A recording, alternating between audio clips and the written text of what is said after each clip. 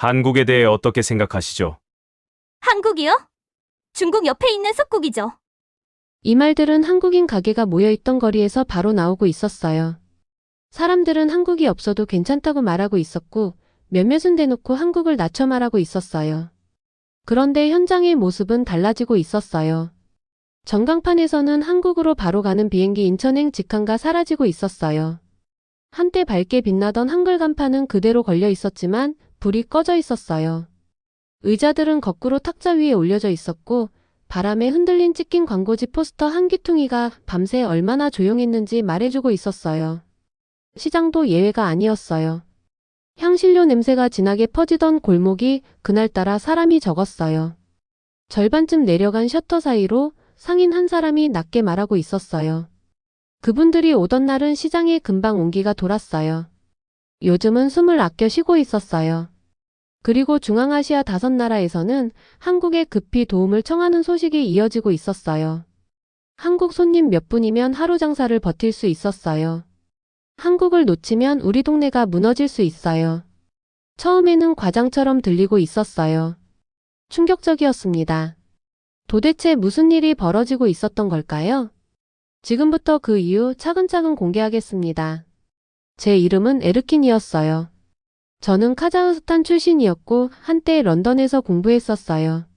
사람들이 저에게 한국에 대해 물어볼 때마다 저는 웃으면서 대답했었습니다. 한국? 그냥 휴대전화 만들고 노래 부르는 작은 나라 아닌가요? 미국이 더 크고 중국이 더 강하고 유럽이 더 현명하잖아요. 그게 제가 말하던 방식이었고 그게 제가 생각하던 방식이었어요. 제 마음속에서 한국은 작았어요. 너무 작아서 중요하지 않다고 믿고 있었죠. 저는 스스로에게 이렇게 말했었어요. 한국은 중요하지 않다. 제 친구들에게도 이렇게 말했었습니다. 한국은 전자제품하고 아이돌뿐이다. 저는 심지어 이렇게 믿고 있었어요. 한국은 미래를 바꿀 수 없다. 그런데 어느 날 모든 게 달라지고 있었어요. 제가 고향 도시 알마티로 돌아왔을 때 제일 먼저 간 곳은 공항이었어요. 저는 그곳에서 여러 나라의 목소리도 듣고 여러 나라 음식 냄새도 맡고 다양한 언어로 된 안내판도 보고 싶었거든요. 공항은 여행자들, 사업가들 그리고 꿈으로 가득 차 있었죠. 하지만 이번에는 뭔가 잘못된 느낌이 들고 있었어요. 복도는 조용했었고 가게들은 반쯤 비어 있었어요. 그리고 곧 이유를 깨달았었죠. 한국행 비행기가 사라지고 있었던 거예요. 더 이상 알마티에 오신 것을 환영합니다. 라는 한국어 안내문이 없었어요. 더 이상 한국어 방송도 나오지 않았습니다. 더 이상 한국 가방을 든 양복 차림의 사업가들도 없었고 더 이상 한글 상자가 가득 실린 카트를 밀고 가는 가족들도 없었어요.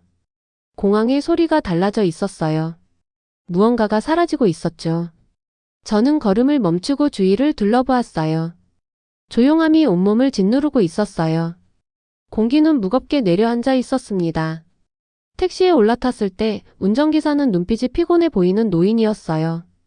그가 저에게 물어봤습니다. 외국에서 막 돌아오신 건가요? 저는 고개를 끄덕였어요. 네, 런던에서 왔습니다. 그는 한숨을 쉬었어요. 당신이 한국 사람들이 이곳에 있을 때를 봤어야 했습니다. 매일 비행기가 있었고 가게는 밤새 북적였었죠. 그런데 이제는 텅 비었어요. 그들은 떠났습니다. 많은 가게가 문을 닫았어요. 그 단어가 또 들렸습니다. 텅 비었다. 차가 도시 안으로 들어갈 때 창밖을 내다봤습니다. 그곳에서도 저는 똑같은 걸 보고 있었어요. 한국어로 적힌 간판이 있었지만 문은 잠겨 있었어요. 하나는 한국 식당이라고 적혀 있었고 또 하나는 뷰티숍이라고 적혀 있었죠. 하지만 유리에는 먼지가 덮여 있었고 어떤 창문은 깨져 있었어요. 의자들은 거꾸로 탁자 위에 올려져 있었고 미소 짓는 한국 아이돌 포스터는 반쯤 찢겨 바람에 펄럭이고 있었어요. 거리는 마치 배우들이 떠난 무대 같았어요. 불은 꺼져 있었고 공연은 끝난 듯 했죠. 저는 과거의 한국을 비웃던 제 자신을 떠올리고 있었어요. 제가 했던 말들이 떠올랐습니다. 한국은 작다. 하지만 이제 그 텅 빈 가게들을 바라보고 있자니 이상한 기분이 들고 있었어요. 왜 이 조용함이 이렇게 크게 들리는 걸까요? 왜 이 공허함이 이렇게 무겁게 느껴지는 걸까요? 왜 제 도시가 한국 간판이 사라지자 더 약해 보이는 걸까요? 운전기사는 다시 중얼거렸습니다. 그들이 있었을 때는 활기가 있었습니다. 그런데 지금은 텅 비었어요. 텅 비었다. 언제나 텅 비었다. 저는 그 생각을 멈출 수가 없었어요. 그날 밤 침대에 누웠지만 도저히 잠이 오지 않았어요. 어두운 공항이 떠올랐고 잠긴 가게들이 떠올랐습니다. 운전기사의 목소리도 계속 귓가에 맴돌고 있었어요. 저는 마음속으로 이렇게 생각했었어요. 어쩌면 한국은 내가 믿었던 것보다 더 중요한 존재일지도 모른다. 그리고 또 생각했어요. 어쩌면 내가 틀렸을지도 모른다. 어쩌면 한국은 휴대전화와 노래만의 나라가 아니었을지도 모른다. 그 순간 제 안에서 작은 의심의 씨앗이 자라나고 있었어요. 그 의심은 한국에 대한 게 아니었어요. 그 의심은 제 오만함에 대한 것이었죠. 아침이 오자 저는 길을 걸어 나왔습니다. 오래된 책방 앞을 지나가고 있었는데 그 창문도 먼지로 덮여 있었어요. 유리 위에는 희미하게 한국어 글자가 남아 있었어요. 거기에는 이렇게 적혀 있었어요. 지식은 다리이다. 저는 그 문구 앞에서 발걸음을 멈추고 한참을 바라봤습니다. 다리. 맞아요. 그게 정확한 단어였어요. 한국은 다리였어요. 사람과 사람을 이어주는 다리. 꿈과 꿈을 이어주는 다리. 미래와 미래를 이어주는 다리였죠. 하지만 이제 한국이 사라지고 나니 그 다리는 끊겨 있었어요. 제 가슴은 답답해지고 있었어요. 그리고 제 인생에서 처음으로 이런 생각을 하고 있었죠. 제가 그동안 완전히 잘못 알고 있었던 건 아닐까? 한국은 작은 나라가 아니라 훨씬 더 큰 무언가였던 건 아닐까? 그 생각은 저를 두렵게 만들고 있었어요. 왜냐하면 그건 제 세계관 전체를 흔들고 있었으니까요. 저는 텅 빈 거리에 서서 혼잣말을 했습니다. 한국이 작다고만 생각했었는데 어쩌면 이제 제 의심조차 의심해야 하는 게 아닐까. 그리고 그렇게 제 이야기는 시작되고 있었어요. 자랑도 아니었고 희망도 아니었고 꿈도 아니었어요. 그저 의심이었어요. 한국에 대한 의심. 그리고 제 자신에 대한 의심이었죠. 다음 날 아침 저는 일찍 일어났었어요. 제 도시를 새로운 눈으로 보고 싶었고 공항에서 본 게 단순히 제 착각인지 확인하고 싶었었습니다. 그래서 저는 도스틱 거리로 걸어갔었어요. 그곳은 알마티에서 가장 붐비던 거리 중 하나였죠. 예전에는 늘 활기가 넘쳤었어요. 자동차 경적 소리가 들렸고 사람들이 웃고 있었어요. 가게들은 네온 불빛으로 빛나고 있었죠. 관광객들은 카메라를 들고 걸어 다녔고 상인들은 목청을 높여 손님들을 부르고 있었어요. 하지만 그 아침 모든 게 달라져 있었어요. 거리는 너무 조용했었어요. 저는 귀를 기울였지만 사람들의 목소리 대신 바람이 먼지를 밀고 가는 소리만 들리고 있었어요. 저는 예전이 떠올랐습니다. 그때는 한국어 목소리를 늘 들을 수 있었죠. 무리지어 걸어가던 젊은 학생들이 웃으며 안녕하세요 하고 외쳤었어요. 상인들은 서툰 한국어로 손님들에게 인사했었습니다. 웰컴, 웰컴. 시끄럽긴 했었지만 그건 행복한 소리였어요. 지금은 그 목소리가 사라진 자리에 침묵이 가득 차 있었어요. 저는 마치 도시의 심장이 멈춘 것처럼 느끼고 있었어요. 저는 계속 걸어가다가 그린바자르에 도착했었어요. 바자르는 한때 알마티의 심장이었죠. 항상 화려했고 늘 붐비고 있었어요. 공기는 향신료, 신선한 과일, 말린 견과류, 구워진 고기의 냄새로 가득했었죠. 저는 그 장면을 아직도 뚜렷하게 기억하고 있었어요. 하지만 안으로 들어서는 순간 제 가슴이 철렁 내려앉았었어요. 가판대 절반이 닫혀 있었고 나무 탁자들은 얇은 먼지로 덮여 있었어요. 한쪽 구석에는 멜론 상자가 쌓여 있었는데 몇 개는 이미 물러지고 썩어가고 있었죠. 냄새는 신선하지 않았습니다. 무겁고 시큼하고 슬펐어요. 저는 주위를 둘러봤습니다. 예전에는 이곳이 너무 붐벼서 걸어다니기조차 힘들었었는데 지금은 사람이 거의 없어서 마음대로 걸을 수 있었어요. 이상하고 어쩐지 부자연스럽게 느껴지고 있었죠. 저는 작은 가판대 하나 앞에서 멈췄습니다. 노인이 머리를 손에 괴고 앉아 있었어요. 그는 말린 살구와 건포도 몇 봉지를 앞에 두고 있었지만 아무도 사지 않고 있었어요. 그가 고개를 들어 저에게 부드럽게 물었어요. 혹시 한국에서 오셨습니까? 저는 깜짝 놀라서 고개를 저었어요. 아니요, 저는 이곳 사람이에요. 왜 물으시나요? 그의 눈빛이 멀어졌습니다. 한국 친구들을 본 지 너무 오래됐습니다. 그들은 좋은 손님이었죠. 항상 웃으며 왔고 이 시장의 생기를 가져다 줬습니다. 그들이 없으니 텅 빈 기분입니다. 텅 빈. 또 그 말이었어요. 어디서나 그 말을 듣고 있었어요. 저는 배가 고프지도 않았지만 말린 과일 작은 봉지를 샀었어요. 노인은 희미하게 미소 지으며 고맙습니다. 하고 말했어요. 하지만 금세 그 미소는 사라졌습니다. 그건 더 좋은 시절을 떠올리며 억지로 지어낸 미소 같았어요. 밖으로 나오자 또 다른 가게가 보였어요. 문은 잠겨 있었고 유리창에는 희미하게 한국어 글자가 남아 있었죠. 거기에는 이렇게 쓰여 있었어요. 김치 판매합니다. 하지만 지금은 글자의 절반만 보이고 있었어요. 제 안에서 무언가 흔들리고 있었어요. 그 가게들은 단순한 가게가 아니었어요. 그건 연결의 조각이었고 신뢰의 조각이었으며 희망의 조각이었어요. 그리고 지금 그 모든 게 사라지고 있었어요. 저는 바자르박 벤치에 앉았어요. 지나가는 사람들을 바라보고 있었죠. 그들은 빠르게 걸어가고 있었지만 얼굴은 피곤했고 눈빛은 아래로 떨어져 있었어요. 예전에는 젊은 사람들이 이곳에 모여 K-팝 춤을 연습하곤 했었어요. 작은 스피커에서 음악이 흘러나왔고 아이들은 손뼉을 치며 웃고 있었죠. 관광객들도 사진을 찍으며 멈춰 섰었어요. 광장은 언제나 활력이 넘치고 있었죠. 하지만 지금은 음악도 없고 춤도 없고 그저 침묵뿐이었어요. 그 순간 저는 중요한 걸 깨닫고 있었어요. 한국 사람들은 단순한 방문객이 아니었어요. 그저 손님이 아니었어요. 그들은 희망을 가져다주는 사람들이었어요. 그들이 있을 때 도시는 살아있었어요. 그들이 떠나자 도시는 텅 비고 있었어요. 저는 무거운 마음으로 천천히 집으로 걸어왔습니다. 그때 처음으로 제 오래된 생각이 틀렸다는 걸 인정하고 있었어요. 저는 한국이 작다고 생각했었어요. 저는 한국이 중요하지 않다고 생각했었습니다. 하지만 이제 더 큰 진실을 보기 시작하고 있었어요. 한국은 단순히 멀리 떨어진 작은 나라가 아니었어요.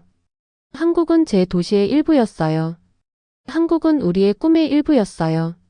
한국은 우리의 희망의 일부였죠. 그리고 한국이 사라지자 모든 게 무너지고 있었어요. 그날 밤 저는 공책에 글을 적었어요.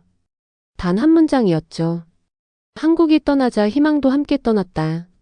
저는 그 문장을 여러 번 읽었어요. 읽을 때마다 마음은 무거워졌지만 동시에 더 분명해지고 있었어요. 제 마음이 마침내 깨닫기 시작한 진실이었죠. 며칠 후 저는 예전에 다녔던 알마티 대학교를 찾아가 보기로 했었어요. 그곳에는 특별한 한국어 수업이 있었는데 많은 학생들이 듣고 싶어 해서 항상 유명했었습니다. 교문을 지나 들어가자 추억과 호기심이 함께 밀려오고 있었어요. 나무들은 그대로였고 건물들도 그대로였지만 분위기는 달라져 있었어요. 조용하고 약하고 금방이라도 부서질 듯한 느낌이 들고 있었죠. 저는 예전에 한국어 수업이 열리던 강의실로 향했어요. 문이 열려 있어서 안으로 들어가 보았었습니다. 교실은 반쯤 비어 있었어요. 몇몇 학생들만 자리에 앉아 있었는데 모두 피곤해 보였죠. 그들의 공책은 펼쳐져 있었지만 대부분의 페이지는 빈칸이었어요. 저는 과거를 떠올리고 있었어요. 그때는 이 교실이 학생들로 가득 차 있었죠. 학생들이 한국어 문장을 연습하는 소리가 공기 속에 울려 퍼지고 있었어요. 안녕하세요. 감사합니다. 사랑해요. 벽마다 흥분과 기대가 메아리치고 있었죠. 하지만 지금 교실은 침묵만 메아리치고 있었어요. 앞쪽에는 안경을 쓰고 눈빛이 따뜻한 교수가 서 있었어요. 그가 저를 보더니 희미하게 웃으며 물었어요. 다시 찾아왔군요. 네. 제가 조용히 대답했어요. 그런데 왜 학생이 이렇게 적나요? 교수는 안경을 고쳐 쓰며 한숨을 쉬었어요. 예전에는 100명이 넘는 학생들이 있었어요. 학기마다 교실이 꽉 찼었죠. 모두가 한국어를 배우고 싶어 했습니다. 모두가 서울에서 공부하고 싶다는 꿈을 꾸었었어요. 그런데 지금 보세요. 20명도 안 남았어요. 그의 목소리는 차분했지만 저는 그 안에 담긴 아픔을 들을 수 있었어요. 한 여학생이 손을 들었어요. 긴 머리칼을 가진 아이였죠. 그녀는 가방에서 증서를 꺼내 보여줬습니다. 그건 한국어 능력시험 합격증이었어요. 저는 매일매일 공부했었어요. 그녀가 말했어요. 4급에 합격했어요. 제 꿈은 서울에서 공부하는 거였죠. 그런데 이제 한국 기업들이 떠났고 장학금도 사라졌습니다. 부모님은 쓸모없다고 말했어요. 포기하라고 했습니다. 그녀의 손은 떨리고 있었어요. 저는 그것이 그녀에게 얼마나 소중한지 알 수 있었죠. 그건 단순한 종이가 아니었어요. 그녀의 꿈이었어요. 이번에는 뒷줄에 앉아있던 한 남학생이 입을 열었어요. 저는 K-팝 동아리에 가입했었습니다. 매주 연습했었죠. 무대에서 공연하고 언젠가 한국에 가고 싶었습니다. 그런데 동아리가 문을 닫았어요. 선생님도 없고 지원도 없고 무대도 없습니다. 우리 꿈은 부서졌습니다. 교실은 다시 조용해지고 있었어요. 학생들은 책상만 내려다보고 있었죠. 그들의 눈에는 단순한 슬픔을 넘는 무언가가 담겨 있었어요. 그건 상실이었고 절망이었어요. 꿈들이 부서지고 있었어요. 저는 천천히 교실을 걸으며 학생들의 얼굴을 바라봤습니다. 어떤 학생들은 공책만 보고 있었지만 그들의 눈빛 속에서 반짝임은 이미 사라져 있었어요. 또 다른 학생들은 저를 바라보며 묵묵히 질문하고 있는 듯 했어요. 왜요? 왜 한국은 우리를 떠났나요? 왜 우리의 미래는 이렇게 빨리 사라져 버린 건가요? 저는 어떻게 대답해야 할지 몰랐습니다. 무슨 말을 해야 할지도 알 수 없었어요. 그저 죄책감만 느끼고 있었죠. 왜냐하면 제가 바로 한국을 비웃던 사람이었으니까요. 제가 말하던 사람이었어요. 한국은 작다. 한국은 중요하지 않다. 하지만 지금 이 교실에서 저는 진실을 보고 있었어요. 한국은 작지 않았어요. 한국은 꿈을 주는 나라였어요. 그리고 한국이 떠나자 그 꿈들이 부서지고 있었어요. 교수는 책을 덮으며 조용히 말했어요. 저는 계속 가르칩니다. 저는 계속 이곳에 옵니다. 하지만 날마다 학생들이 떠나고 있어요.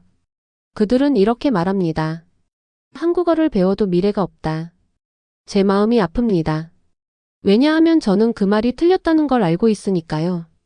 한국은 여전히 중요합니다. 한국은 여전히 희망이 있습니다. 하지만 학생들을 설득하기가 너무 어렵습니다. 저는 빈자리에 앉아 주위를 둘러봤습니다. 그 순간 예전의 메아리가 들려오는 듯 했어요. 웃음소리, 목소리, 기대감이요. 하지만 눈을 깜빡이자 다시 침묵만 남아 있었어요. 그날 밤 저는 교실 생각을 멈출 수가 없었어요. 증서를 들고 있던 여학생, 무너진 동아리를 이야기하던 남학생, 조용히 아픔을 담아 말하던 교수. 저는 공책에 다시 글을 썼습니다. 이번에는 이렇게 적었어요. 한국이 없으니 우리의 꿈은 부서진 것처럼 느껴졌다. 저는 그 문장을 여러 번 밑줄을 그으며 반복했어요. 부서진 꿈, 텅 빈 거리, 조용한 교실. 그게 지금의 진실이었어요. 하지만 제 마음 깊은 곳에서는 다른 무언가가 자라고 있었어요. 질문이었고 희망이었죠. 한국은 다시 돌아올 수 있을까? 그 꿈들은 다시 세워질 수 있을까? 희망은 돌아올 수 있을까? 저는 답을 알지 못했어요. 하지만 한 가지는 분명히 알고 있었어요. 한국은 작지 않았어요. 한국은 꿈이었어요. 그리고 꿈은 설령 부서진다 해도 다시 일어설 힘이 있었어요. 어느 날 아침 예상치 못한 일이 일어났었어요. 제가 부엌에서 차를 마시고 있었는데 TV 뉴스에서 소식이 들려왔습니다. 기자가 말하고 있었어요. 대한항공이 인천에서 알마티로 가는 직항편을 다시 운항합니다. 첫 비행기는 이번 주말 도착할 예정입니다. 저는 순간 컵을 떨어뜨릴 뻔했었어요. 몇 달 동안 사람들은 이건 불가능하다고 말했었습니다. 몇 달 동안 한국은 영원히 사라졌다고 속삭이고 있었죠. 그런데 지금 한국이 다시 돌아오고 있었어요. 제 심장은 점점 더 빠르게 뛰고 있었어요. 그 주말 저는 공항으로 향했었어요. 거기에는 저 혼자만 있는 게 아니었죠. 이미 수백 명의 사람들이 모여 있었어요. 가족들, 학생들, 사업가들, 그리고 나이든 상인들까지. 모두 첫 비행기의 귀환을 보기 위해 모여 있었어요. 분위기는 전기가 흐르는 듯 짜릿하고 있었어요. 아이들은 작은 태극기를 흔들고 있었고 사람들은 큰 현수막을 들고 있었습니다. 거기에는 이렇게 적혀 있었어요. 환영합니다, 한국. 우리는 기다리고 있었습니다. 그 순간은 마치 도시 전체가 기다려 온 순간 같았어요. 저는 도착장 유리창 옆에 서 있었어요. 밖에서는 해가 지고 있었고 하늘은 주황과 분홍빛으로 물들고 있었죠. 그리고 마침내 보게 되었어요. 비행기. 하얀 동체에 파란 선이 그려져 있었고 꼬리에는 빨강과 파랑이 어우러진 큰 로고가 있었어요. 대한항공 비행기가 활주로에 닿는 순간 공항 안에서 환호성이 터져나왔어요. 어떤 사람들은 박수를 쳤고 어떤 사람들은 소리쳤습니다. 제 옆에 있던 한 여성은 눈물을 훔치고 있었어요. 그건 단순한 비행기가 아니었어요. 그건 바로 희망의 귀환이었죠. 문이 열리자 단 10명의 한국 승객이 나왔어요. 하지만 군중은 그들을 수천 명처럼 맞이하고 있었어요. 가장 먼저 한 가족이 나왔습니다. 아버지는 놀란 표정으로 말했어요. 와, 한국어로 환영해 주네요. 아이들은 수줍게 웃으며 어머니 손을 잡고 있었어요. 그 다음에는 커다란 가방 2개를 든 한 사업가가 나왔어요. 그는 기자들에게 웃으며 말했죠. 라면이랑 김치를 가져왔습니다. 모두 그리워했잖아요. 주위 사람들이 박수치며 환호했었어요. 단순히 음식 때문이 아니라 그것이 상징하는 의미 때문이었죠. 저는 공기 속에서 뭔가 다른 기운을 느끼고 있었어요. 그건 단순히 사람 수의 문제가 아니었어요. 그들이 가져온 게 중요했죠. 그들은 연결을 가져왔고 그들은 신뢰를 가져왔으며 그들은 꿈을 가져왔어요. 그리고 우리 알마티 사람들은 그것을 깊이 느끼고 있었죠. 저는 조용히 속삭였어요. 한국의 귀환은 곧 희망의 귀환이다. 승객들이 나오는 동안 저는 한 젊은 학생을 보았어요. 그는 종이를 들고 있었는데 거기에는 이렇게 쓰여 있었어요. 한국어 수업을 다시 열어주세요. 그의 눈빛은 결의에 차 있었어요. 그 뒤에는 그린 바자르의 한 노인 상인이 말린 과일 봉지를 들고 있었어요. 그는 높이 흔들며 외쳤죠. 다시 온 한국 친구들 환영합니다. 사람들은 웃으며 또다시 환호했어요. 그 순간 저는 강하게 깨닫고 있었어요. 한국은 단순한 나라가 아니었어요. 한국은 단순한 사업이 아니었고 한국은 단순한 문화가 아니었죠. 한국은 빛이었어요. 그리고 그 빛이 돌아왔습니다. 공항을 나설 때 알마티의 밤하늘에는 별이 반짝이고 있었어요. 하지만 저는 별보다 더 밝은 무언가를 보았죠. 그건 제 주위에 있던 사람들의 얼굴이었어요. 그 얼굴들이 기쁨과 희망 그리고 연결로 빛나고 있었어요. 몇 달 동안 저는 슬픔만 보았었어요. 몇 달 동안 저는 침묵만 보았었죠. 몇 달 동안 저는 공허함만 보았어요. 하지만 이제 저는 새로운 것을 보고 있었어요. 저는 첫 번째 빛을 보고 있었어요. 그날 밤 저는 다시 공책을 열었어요. 그리고 크게 한 문장을 적었습니다. 한국의 귀환은 희망의 귀환이다. 저는 그 문장을 여러 번 밑줄을 그으며 반복했어요. 왜냐하면 이건 단순히 비행기에 대한 이야기가 아니었으니까요. 이건 훨씬 더 큰 의미를 담고 있었어요. 그건 돌아옴의 힘이었고, 그건 연결의 힘이었으며, 그건 어둠 속에서 빛을 비추는 힘이었어요. 그리고 오랜만에 저는 미소를 지으며 잠이 들었어요. 변화의 첫 신호는 삼성 매장이었어요. 문이 열리자 사람들은 앞다투어 몰려들고 있었어요. 휴대전화를 사기 위해서만이 아니라 사진을 찍으려는 사람들이 많았었죠. 10대들은 환하게 빛나는 삼성 간판 밑에서 포즈를 취했고 부모들은 아이들의 손을 잡고 이렇게 말했었어요. 봐라, 한국이 돌아왔다. 그건 단순한 가게가 아니었어요. 그건 하나의 상징이었고 다리가 다시 세워지고 있다는 신호였어요. 그 다음에는 LG전자가 다시 서비스 센터를 열었었어요. TV, 냉장고, 세탁기를 고치려는 사람들이 줄을 길게 서 있었죠. 몇몇은 몇 달 동안 고장난 채 두었던 가전제품을 들고 오고 있었어요. 줄에 서 있던 한 남자가 저에게 말했었어요. 저는 그동안 기다렸습니다. 버리지 않았어요. 한국이 반드시 돌아올 거라고 믿었거든요. 저는 웃었어요. 그의 믿음은 곧 연결의 증거였죠. 한국은 단순히 물건만 판 게 아니었어요. 한국은 신뢰를 쌓았었어요. 곧 현대 자동차도 다시 거리에서 보이고 있었어요. 딜러들이 시승 행사를 열자 가족들이 몰려와 반짝이는 차 안에 앉아보고 있었어요.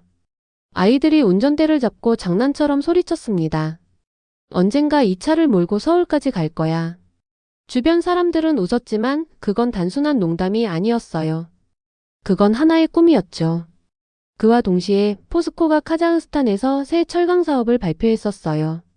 많은 노동자들에게는 일자리였고 도시에는 성장의 의미였으며 저에게는 단 하나의 의미였어요.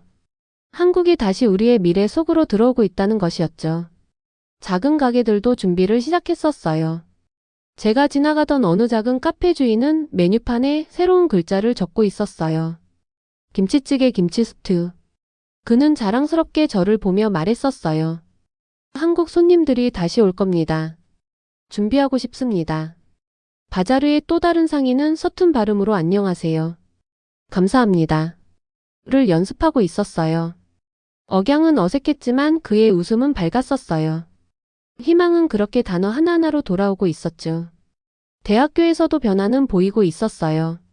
한국어 교실이 다시 시끄러워지고 있었죠. 더 많은 학생들이 수업에 등록했어요. 저는 교수를 다시 찾아갔는데 그의 얼굴은 기쁨으로 가득 차 있었어요. 꿈들이 돌아오고 있습니다. 그가 말했었어요. 학생들이 다시 오고 있어요. 그들은 다시 믿고 있습니다. 저는 학생들이 함께 한국어 인사를 연습하는 걸 지켜봤어요. 그들의 목소리가 교실을 가득 채우고 있었어요. 제가 한때 봤던 그 침묵은 이제 사라지고 있었어요. 대신 교실은 에너지와 희망 그리고 꿈으로 살아나고 있었죠. 한국문화원에서는 더 큰 변화를 확인할 수 있었어요. 무료 영화 상영회를 열었는데 기생충과 국제시장 같은 영화들이 상영되고 있었어요. 강당은 학생들로 가득 찼고 영화가 끝나자 학생들은 박수를 치며 외쳤습니다. 한국은 다시 우리에게 희망을 줍니다. 저는 뒤쪽에 앉아 화면 불빛 속에서 빛나는 그들의 얼굴을 바라보고 있었어요. 그때 깨달았어요. 그건 단순히 영화 이야기가 아니었어요. 그건 연결이었어요. 한국은 우리에게 이야기를 주었고 그 이야기가 다리가 되고 있었어요. 도시는 중요한 교훈을 배우고 있었어요. 한국은 단순히 휴대전화, 자동차, 기계만의 의미가 아니었어요. 한국은 단순히 문화나 음악만의 이야기도 아니었죠. 한국은 연결이었고 한국은 신뢰였으며 한국은 사랑과 꿈 그리고 미래를 이어주는 다리였어요. 저는 예전의 텅 빈 거리를 떠올렸고 부서진 꿈들을 떠올렸어요. 하지만 지금 주위를 둘러보니 빛이 보이고 있었어요. 다리가 다시 세워지고 있었어요. 그날 밤 저는 공책에 다시 글을 적었어요. 이번에는 문장이 아주 분명했었어요. 한국은 단순한 사업이 아니라 꿈의 다리입니다. 저는 그 문장에서 다리와 꿈이라는 단어의 밑줄을 여러 번 그었어요.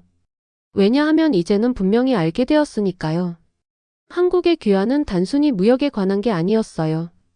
그건 희망에 관한 이야기였고 신뢰에 관한 이야기였으며 우리를 하나로 이어주는 다리에 관한 이야기였어요. 어느 저녁 저는 코크톱의 언덕에 올랐었어요. 알마티 전체가 내려다 보이는 높은 곳이었죠.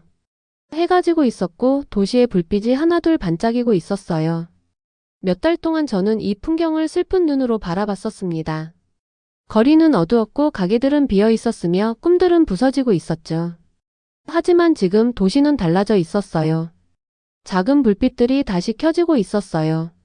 가게들은 빛나고 있었고 거리에는 목소리들이 가득 차고 있었어요. 희망이 돌아오고 있었죠. 저는 그 자리에 가만히 서서 얼굴에 스치는 시원한 바람을 느끼며 예전 제 말을 떠올리고 있었어요. 제가 예전에는 웃으며 이렇게 말했었거든요. 한국은 작다. 한국은 중요하지 않다. 그 순간 저는 조용히 속삭였어요. 아니야. 한국은 작지 않다. 한국은 희망이다. 한국은 연결이다. 한국은 우리의 미래로 가는 다리이다. 제가 서 있는데 뒤에서 발자국 소리가 들려왔어요. 최근에 알마티에 와서 한국의 비행기, 가게, 문화를 취재하고 있던 한국인 기자 민서였어요. 그녀는 웃으며 작은 공책 하나를 제게 건네주었어요.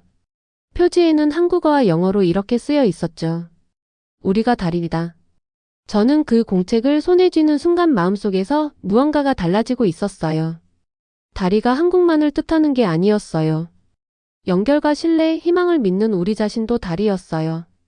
다리는 양쪽에서 이어지는 것이었고 저는 우리가 그것을 지켜낼 힘이 있다는 걸 깨닫고 있었어요. 저는 공책을 열었어요. 안에는 아직 아무것도 쓰이지 않은 빈 페이지들이 기다리고 있었죠. 민서가 말했었어요. 당신의 이야기를 쓰세요. 당신이 본 것, 느낀 것을 쓰세요. 다른 사람들에게 전하세요. 사람들은 한국이 왜 중요한지 알아야 해요. 그 말은 제 가슴을 천둥처럼 울렸어요. 왜냐하면 그녀 말이 옳다는 걸 알고 있었거든요. 제가 침묵한다면 아무것도 변하지 않을 거예요. 하지만 제가 말하고 쓰고 나눈다면 세상도 제가 본 것을 보게 될 거였어요. 그날 밤 집에 돌아와 책상에 앉아 글을 쓰기 시작했어요. 저는 텅 빈 공항을 썼고 조용했던 거리를 썼고 학생들의 부서진 꿈을 썼어요. 그리고 저는 한국의 귀환을 썼죠. 첫 비행기, 사람들의 기쁨, 다시 세워지고 있던 다리를. 모든 페이지마다 하나의 진실이 담기고 있었어요. 한국은 중요하다. 한국은 희망을 준다. 한국은 다리이다. 글을 다 쓰고 저는 공책을 덮어 책상 위에 올려두었어요. 제 눈에는 눈물이 맺혔는데 그건 슬픔의 눈물이 아니었어요. 그건 감사의 눈물이었어요. 왜냐하면 이제 저는 더 깊은 것을 깨닫고 있었으니까요. 이 이야기는 단순히 한국에 대한 이야기가 아니었어요. 그건 사람에 대한 이야기였고 꿈에 대한 이야기였으며 서로를 믿으며 함께 만들어가는 미래에 대한 이야기였어요. 한국은 저에게 이렇게 보여줬어요. 비어있던 곳에서도 빛은 다시 돌아올 수 있다는 것. 부서졌던 꿈도 다시 일어설 수 있다는 것. 침묵 속에서도 목소리가 다시 노래할 수 있다는 것을요. 다음 날 저는 이 이야기를 나누기 시작했어요. 바자르의 아이들에게 이렇게 말했죠. 꿈을 포기하지 마세요. 대학교의 학생들에게 말했어요. 한국어 공부를 계속하세요. 다리는 다시 튼튼해졌습니다. 거리의 상인들에게도 말했었어요. 당신들의 희망은 헛되지 않았습니다. 한국은 돌아왔습니다. 말할 때마다 저는 같은 진실을 반복했어요. 한국은 작지 않다.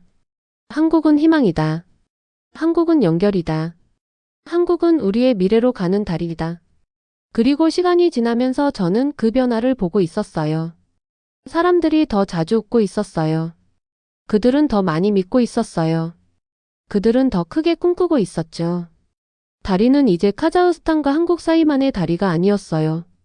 그건 마음과 마음을 잇는 다리였고 희망의 힘을 믿는 사람들 사이의 다리였어요.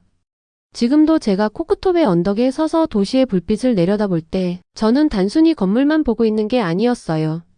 저는 다시 살아난 꿈들을 보고 있었어요. 저는 커져가는 연결을 보고 있었고 밤하늘 위로 빛나는 하나의 다리를 보고 있었어요. 그리고 저는 제 인생을 바꿔놓은 그 말을 다시 속삭이고 있었죠.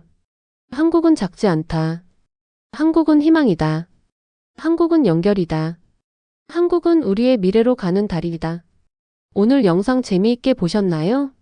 다음 주에는 더욱 가슴 뭉클한 이야기로 돌아오겠습니다. 구독과 알림 설정으로 가장 먼저 만나보세요. 이메일 주소로 여러분의 이야기를 보내주세요. 사연이 채택되는 분들께는 저희가 감사의 마음을 선물을 보내드립니다. 해주셔서 감사합니다.